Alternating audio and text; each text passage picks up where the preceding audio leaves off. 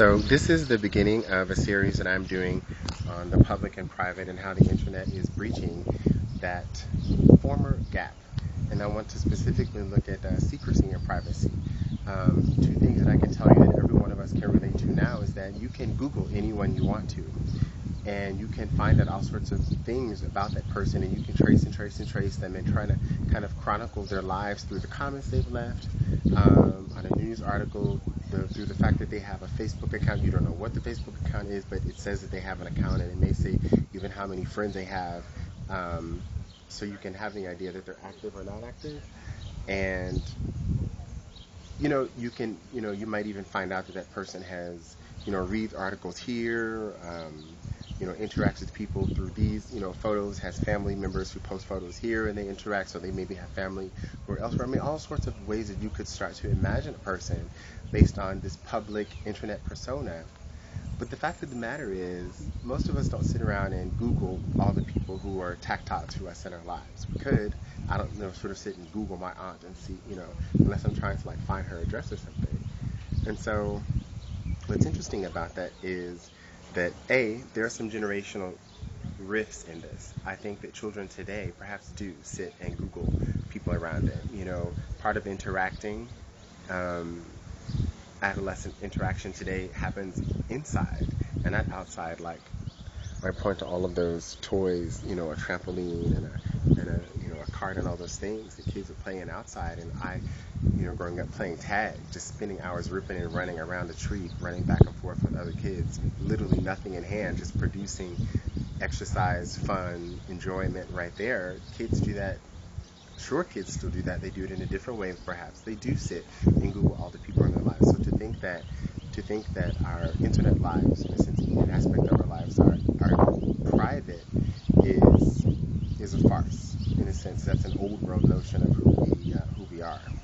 I think a new world notion is that's what I said. We don't sit in Google everyone, or we don't just confront everyone with all the knowledge that we find out about them on the net.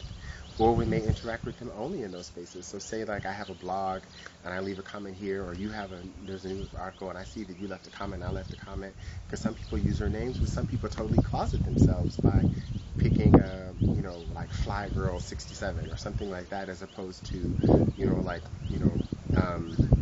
M Jackson or something like that, M Jackson 53 as their username or something like that, something more obvious. So that's part of the thing, is that people do closet themselves. I mean, even as simple as having an online access to your bank account, people often choose codes. People want it to be coded because they want it to be secret. Now, in a sense, what I'm saying is we acknowledge that people have secrets, but these secrets that we acknowledge go far beyond a bank username and code, but far onto perhaps you interact with someone on a porn site, interact with someone on a site that identifies you as far left or far right.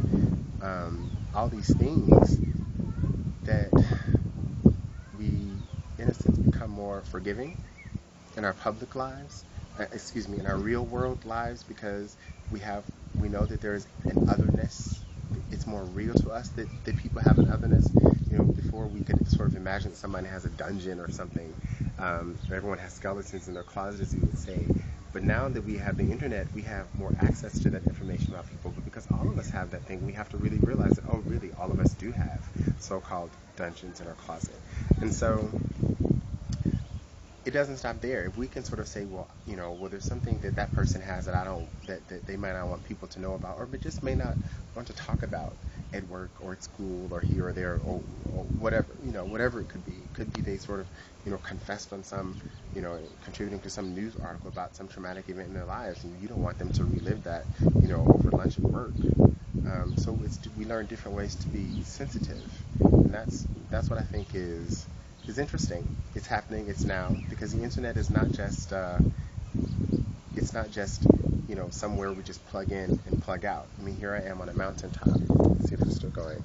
Here I am on a mountaintop, and people are plugged in. There are hardly any cables that run from so-called the cities up here for that internet and access. They don't need that anymore. Why? Just like this, I'm using a cell phone. Could even upload this to a site right now. But that public-private, I mean, now I don't even keep a diary anymore.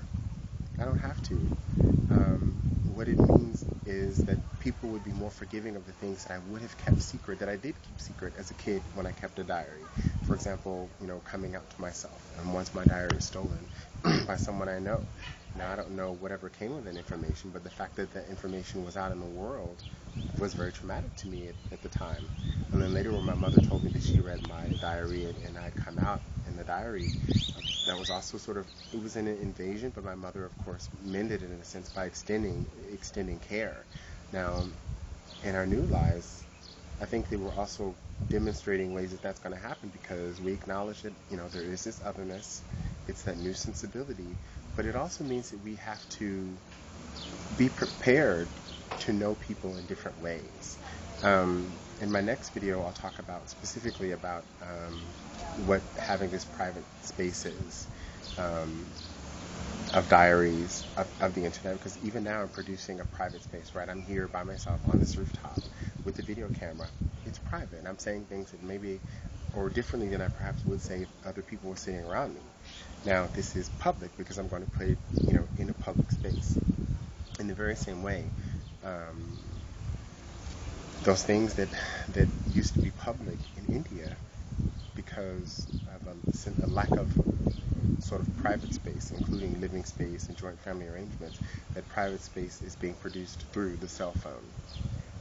And so I'm going to look at how that's branched to the internet in the next video. Bye.